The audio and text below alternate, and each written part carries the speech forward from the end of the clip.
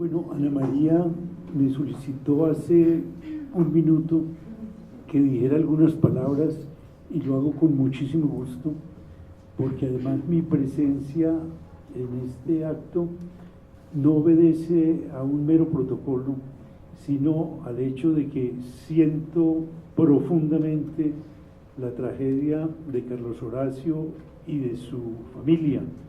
Lo que quiero decirles es esto. Tal vez Ana María me solicitó unas palabras por la circunstancia de que yo fui profesor de Carlos Horacio. Yo, terminada mi carrera, prácticamente al año estaba de profesor, y cuando Carlos Horacio estaba, bueno, tal vez en cuarto de Derecho, yo empecé a enseñar Derecho Penal, y él fue discípulo mío en esa materia.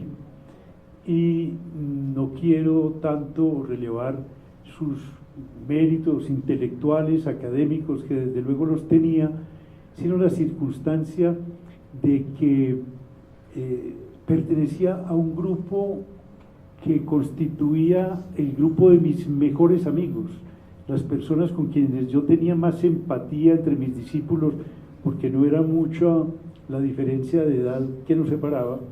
Me acuerdo de Gonzalo Jiménez, me acuerdo de Fernando Osa, de José Ernesto Londoño, y tenían una característica, y es que cuando la universidad estaba muy polarizada, el marxismo estaba en todo su auge entre los estudiantes de la universidad, y ellos tenían una inquietud por lo social extraordinaria, pero eran militantes de la democracia cristiana. Me acuerdo, por ejemplo, que leían a Emmanuel Mounier, leían autores que en ese momento muy pocos alumnos y hasta profesores leían. Un grupo maravilloso de estudiantes, Gonzalo Jiménez, otro de sus compañeros, murió, yo diría que de indignación, por los sucesos tan extraños y tan horrorosos que en este país ocurren. Les voy a contar la anécdota por una razón, porque este grupo estaba constituido por personas muy similares, no solo por su ideología, sino por su personalidad, por su actitud vital, por su actitud frente al mundo. Gonzalo murió de esta manera. Fue con su señora y con sus hijos a pasear a Coveñas, y cuando regresaba en alguno de los pueblos de Córdoba lo detuvieron y le pidieron que mostrara todos los implementos que se necesitan para la carretera, y lo mostró uno a uno. Y entonces un agente de policía le dijo: sin embargo, usted me tiene que dar a mí 50.000 pesos. Y yo: ¿por qué le tengo que dar 50.000 pesos? Y yo: porque si no, yo no lo dejo ir. No, entonces yo voy a poner esto en conocimiento de su jefe. Venga, póngalo en conocimiento de mi jefe, del sargento fulano de tal, y cuéntele lo que ocurrió. Y él fue, le contó al sargento lo que había ocurrido, y el sargento le dijo: sí, es que usted le tiene que dar los 50.000 pesos, porque son 25.000 para él y 25.000 para mí. Gonzalo se llenó de ira, y entonces la señora le dijo: tú no estás en condiciones de conducir, pásate para atrás, yo sigo conduciendo. Y a las pocas cuadras Gonzalo murió de un infarto. Entonces, murió de indignación por las cosas que en este país ocurren.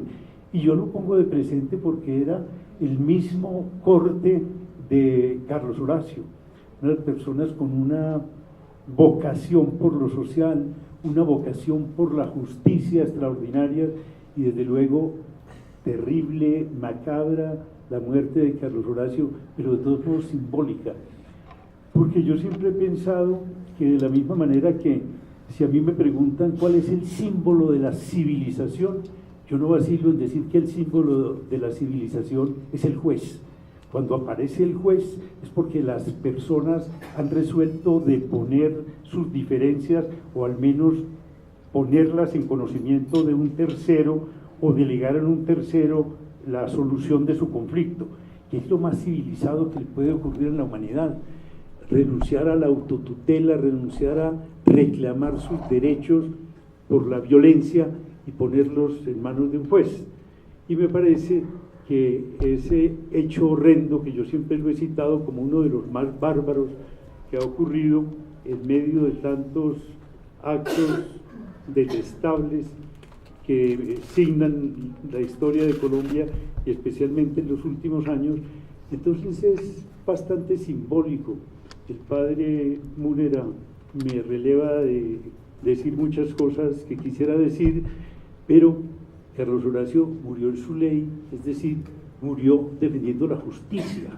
Esa era su vocación, ese era su temple, y su muerte fue horrorosa, pero me parece que significativa y de alguna manera ejemplar.